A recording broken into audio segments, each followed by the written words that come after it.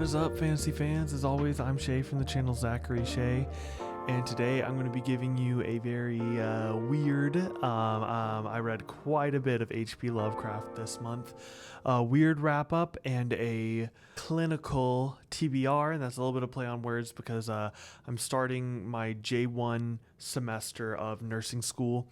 This will be my first semester with clinicals. If you guys watching have noticed already, my weekly output went from like 3 videos a week to 1 video a week.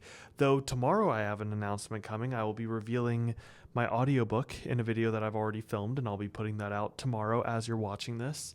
So that'll be the one exception, but from now on, videos will be coming out on Sunday.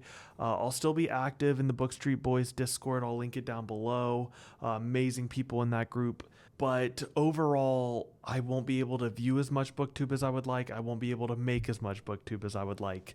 That being said, I will still do my best to give y'all a video every Sunday, whether they are, my monthly wrap-ups, rankings, or a Trope-Born episode, Getting Graphic episodes where I review comics. I'm going to continue those series. Just the output is going to decrease a little bit. So first I want to go into my ranking for the month of August, and then we'll go right into my TBR for September. All right, so first up in my ranking for August, at 2 stars, I have Briefcases by Jim Butcher. The real tragedy of Dresden Files is there are some stories in here, like the Waldo Butters story, which was a 5 stars. And some, like, even the stories I didn't jive with, like some of the Molly Carpenter stuff. I love Molly Carpenter as a character. I hate when she's giving analogies to hentai. Weird, like hentai weird. And it's like, okay, Jim, like, does Molly watch hentai or do you watch hentai? I don't know. That's nothing against Jim Butcher. I think he is a very intelligent writer. Though I do think in the latter half of his series, he takes some of the... I just think he gets a little too sexual with it. And that's why next up in my ranking, I have Skin Game. Again, just some of the sexual stuff in the series I could do without. I don't mind... This is going to sound bad. I don't mind in the earlier books, people talk about Dresden coming across as sexist. I didn't mind that stuff. I thought it was just, part of his, like, if you've seen the TV show Lost, the character Sawyer, like, kind of douchey, but with a heart of gold. That's how I saw Harry Dresden. But now I just view him as a pervert who's ogling his best friend's daughter. That I will not abide. Being a flirt and being a little pervy, like, that's all in good fun. Like, you can write a great character like that, but somebody who is looking at his best friend's daughter in a sexual context almost every single time he looks at her, but he doesn't do anything with her. I want to get that across. Like, he never does anything with Molly Carpenter. He never does anything with these. Oh, another thing that bothered me about Briefcases, Bigfoot on campus. At the point in that story, Harry Dresden was 40 years old, and he's talking about how the chest of an 18-year-old college freshman. Disgusting. Didn't like it. Same thing with Skin Game. These are probably the worst 2 Dresden books I've read when it comes to like perviness. Because in this one, at the end of the book, we get that Michael's second daughter, Hannah, is also hot. So that's 2 of his best friend's daughters that are hot, and I just can't do it. This one was like a 3 star. Without the comment about Michael's other daughter, it would have been a 4 star. Briefcases, it just had too many of those things in it. So Briefcase is still 2 star. And then at 3 stars, we have Call of Cthulhu and other stories. So Call of Cthulhu I thought was fine to good. What I really loved was The Rats in the Walls. The Rats in the Walls is my favorite story from this collection that I have bound up. Loved the Cthulhu mythos. Absolutely adore the Cthulhu mythos. Even if the Call of Cthulhu itself was a little bit, it was fine. fine to good, but not excellent, not his best, not Rats in the Walls. This was probably my least favorite outside of the Mountains of Madness, which I'm still reading. This is probably my least favorite collection within my set of collections. And then I read Another Kingdom by Andrew Clavin, which was recommended to me by my good friend Sam from iSamwise. This is the story of a man who gets pulled from Hollywood into the mythical kingdom of Galliana. And instead of just a portal fantasy where he goes to the fantasy world, he goes back and forth. He'll walk through a doorway and he's back in Hollywood. And then he'll go through this thoroughfare and then he's back in Galliana. And it's never, it's not like a Lion, the Witch, and the Wardrobe thing where it's like, is the wardrobe magical? It's like sometimes he'll just turn and he's back in Galliana. Like he's shifting between these two different realities. And there is a thriller plot in each one. And it really does feel more like a thriller. 3.5 to 4 stars, but I settled on 4 stars. It's got a lot of heart. It's a really captivating thriller.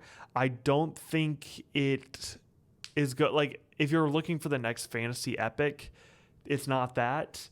It doesn't even feel like the next isekai portal fantasy epic. It's not. This is not Thomas Covenant, where it's an epic with a character from our world. It's very much a thriller that takes elements from both our world and a fantasy world. And then next up, I have The Dunwich Horrors by H.P. Lovecraft. Yeah, loved The Dunwich Horror, but I'll tell you what blew me away was The Shadow Out of Time. Shadow Out of Time was excellent. Excellent. It's one of my all-time favorite Lovecraft stories. And I really enjoyed it. All right, next up we have The Ill-Earth War. Big surprise for me because I thought Lord Foulsbane was like a 3-star, honestly. Ill-Earth War is 4.5 to 5. And when I first finished it, I said 5 stars. I've sat back on that, and now I'm looking at these other 5 stars on the table, and, this is a 4.5 for me. But it's very fast on the heels of a 5-star. It's approaching 5-star. And I really loved it. It took everything great about Lord Foulsbane and made it even better. There is some of the weird sexual stuff in here, but it's not at the forefront of the story, and I feel like it serves a purpose, whereas in Dresden, it really just was a weird eccentricity of the authors, I feel. This, it's like there's some disturbing sexual stuff, but it's meant to be disturbing, so I think if you go into it, it'd be good to have the knowledge that there is some sexual stuff in here that will make you uncomfortable, but it is intentional. And it does serve a thematic purpose. I don't always agree that it should be included, but I do see the intention behind it. And I think it actually succeeds at evoking a lot of what Donaldson was seeking to evoke. All the stuff he utilizes in this story, even if it does serve to make the reader uncomfortable, it does serve the themes, it does serve the messaging, it does serve the plot and the characters. So, all right, the next up, number 5, not number 5, but 5 stars, Randolph Carter Tales by H.P. Lovecraft. This is my favorite collection within my, Necronomicon little collection-y bits. This is my favorite one. I think Randolph Carter is, Lovecraft is not known for having very nuanced characters. It's more so the descent into madness that he does well, his prose style that he does well. Well, Randolph Carter is one of the few exceptions where you get quite a few stories from this man's perspective or that are involving this man. And the statement of Randolph Carter, to me, didn't really fit with the Randolph Carter that we see in the rest of the stories. But the Randolph Carter that we see in The Silver Key, the Dream Quest of Unknown Kadath, which was excellent. It was like Finnegan's Wake written by H.P. Lovecraft. I love Finnegan's Wake. There was also The Gates Beyond the Silver Key. Let me check. There's The Silver Key and Through the Gates of the Silver Key. I recommend reading both those short stories. I really loved the ending of Through the Gates of the Silver Key. The Silver Key is kind of just set up and has its own like morbid mystery involved, but The Gates Through the Silver Key was phenomenal, and I thought it was a big twist on what we usually see from Lovecraft. Instead of this very average Joe intellectual that we see their descent into madness, we see this man who has stayed dead sane through it, but has become his own kind of monster in a way. I will probably be making videos on Lovecraft in the future. And then for my favorite book of the month, right now, I have all this nursing school homework that I got to do after this, and I really didn't feel like picking a favorite out of these 3, just because they're all deserving of the 5-star rating I've given them. So it's a 3-way tie between 3 of the best books I've read this year. We got the conclusion to a phenomenal trilogy in Return to Edan. If you finish the book, if you finish up to Return to Edan, I have an interview that I did with Philip Chase on the entire trilogy. No spoilers for While Darkness Gathers, mainly because I haven't read it yet. But I talked with Philip about the trilogy as a whole, but also the resolution found in here. And I thought that this was a remarkably well-written conclusion to a series. I've told Philip, and I've said it on my channel, this is currently my 3rd favorite series that I've read this year and within the past couple years. 3rd only to Sun Eater and Wars of Light and Shadow, which, those are my top 2. But I mean, Edan is right there at the number 3 spot. I think it is excellent, excellent, excellent. And I look forward to my next read from Philip. I was hoping to have read While Darkness Gathers this month, but didn't really work out. School started and it got pushed down the road. Another 5-star read. Blood Over Brighthaven by M.L. Wong. This is my second M.L. Wong book that I've rated 5 stars. They're very different 5 stars, though. Sword of Kaigen had some of the highest emotional highs of any book I've ever read, but it had some moments that were like, oh, okay, this doesn't really work all that well. Or not even that it doesn't work. I don't think the Robin stuff in Sword of Kaigen and all that stuff that were setting up her Theonai series, I don't think it's as bad as fans paint it out to be sometimes. But I do see why some people have qualms with it. Blood Over Brighthaven doesn't have as high a highs as Sword of Kaigen, but it is a much tighter story. It doesn't really have any things you could point to where it's like, oh, this could have been polished up a bit. So it's a much cleaner 5 stars, but I think Sword of Kaigen still holds more of a place in my heart because I love the character of Masaki Matsuda. And speaking of holding a place in my heart, I gotta just talk about Fugitive Prince for a second. I finished this about 10 minutes ago. I was waiting to finish it to film this video because I had a feeling, up to the end that this was going to be one of my favorites of the year. And, now that I finished the book, it could be recency bias, but I think this is my favorite Wars of Light and Shadow book. I know a lot of people say Warhost of Vastmark, and I loved Warhost of Vastmark. Every single book in her series is 5 stars.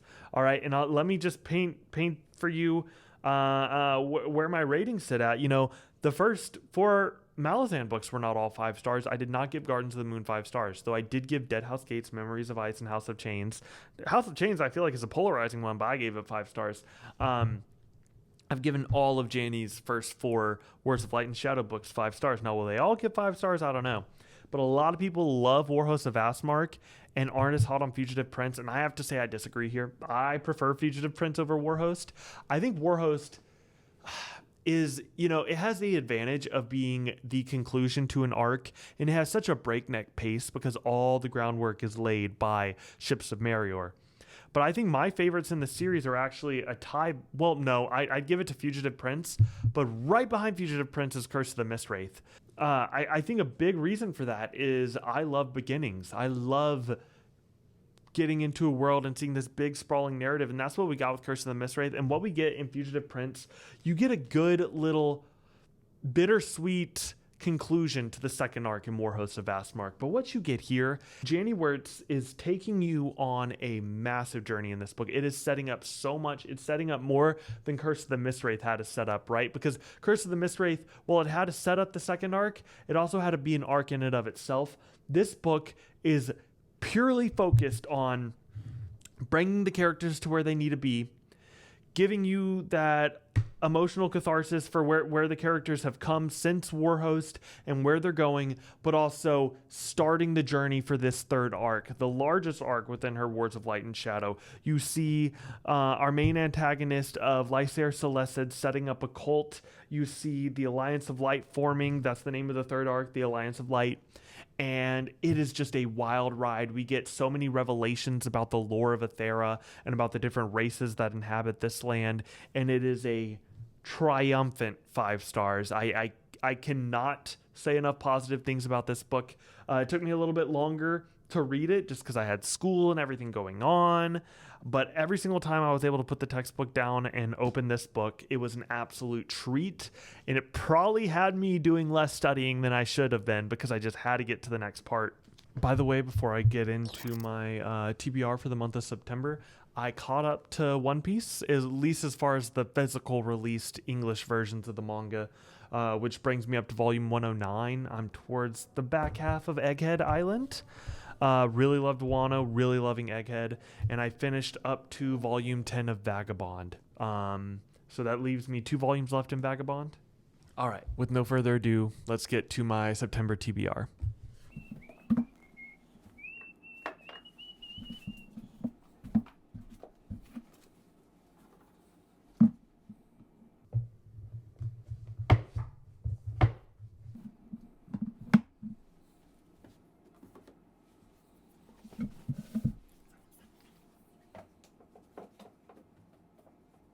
So, first up on my TBR, I want to mention some books that I may get to. These are going to be books that, like, for the next couple months, they'll be very much like get in where they fit in type books. Hyperion. Red's Reading Cafe is doing a buddy read with this. I don't know if I'll be able to join just because of time constraints, but I'm really hoping to get to Hyperion this month. If not, then next month. Next up, in the maybe list is While Darkness Gathers. Fully planned on reading this in the month of August. Got pushed down the road. I already had some stuff planned for September.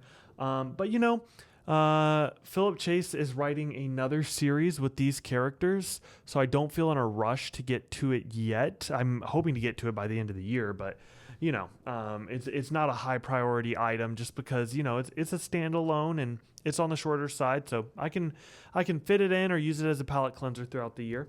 And then By Blood by Salt, I planned to get to this last month, wasn't able to get to it. I do think I will get to it this year. I don't know if it'll be this next month. So one of these 3 may get put into this month, but don't count on it for sure. Starting up with my physical reads. So I'm going to do about 2 to 3 physical reads, 2 to 3 audio reads, 2 Shakespeare plays, and 2 comic books for my TBR. All right. And so first off, so nice, I had to buy it twice. Drowned Kingdom by P.L. Stewart. I'm doing a little read along with this series. Janie Wirtz has told me that it is one of the finest series within Self-Pub. She absolutely adores the series. She thinks it's one of the best series coming out of Self-Pub, and I am very excited to read it. I listened to P.L. Stewart read the first chapter or the prologue once before, and I thought it sounded very captivating. Sounds very up my alley. So Drowned Kingdom. And speaking of Janie Wirtz, my other physical read for this month will be Grand Conspiracy. I'm going full steam ahead. I loved the ending of Fugitive Prince. I'm ready to get into this. I really, really, really want to get in the habit of finishing series that I've started. So I plan to, I just joined the read along with Talking Story and those guys, I believe. But, with my school schedule and stuff for this 3rd arc, I may read them a little bit closer together than the rest of the group, just because I want to retain a lot of that information.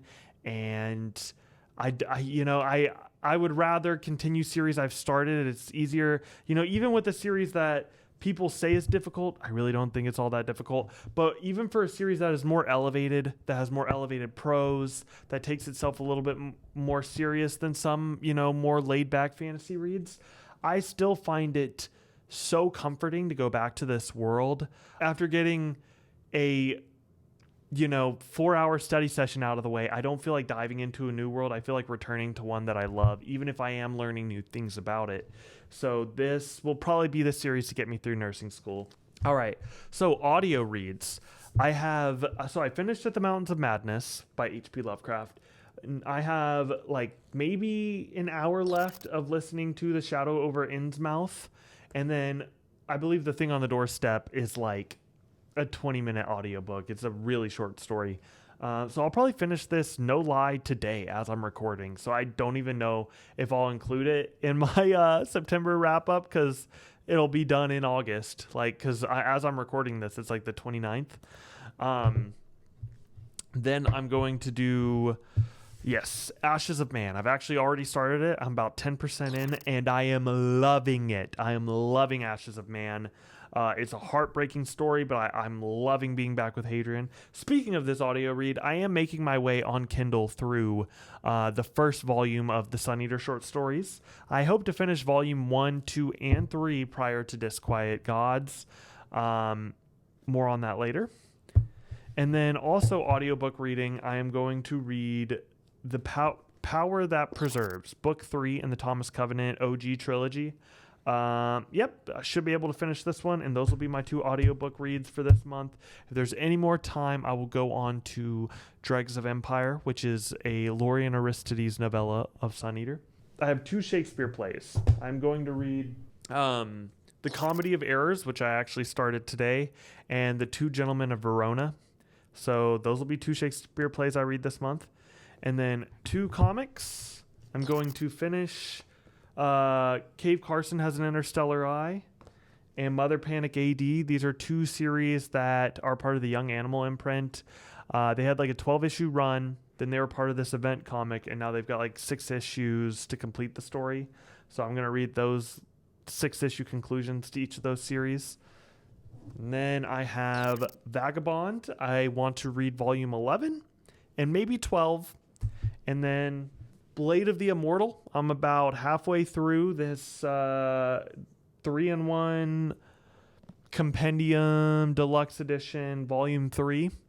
So, yeah, I should finish this volume of Blade of the Immortal and the entire series of Vagabond this month. Let me know what you guys are reading. Again, the books I might get to are Hyperion, While Darkness Gathers, and By Blood, by Salt. Let me know down in the comments below which one I should try to prioritize if I have time. And, for all my fellow students out there, I hope you are finding time to read, even with, the studies, taking up a good portion of your time. And if you've read any of these works, let me know down in the comments below what you thought, and peace.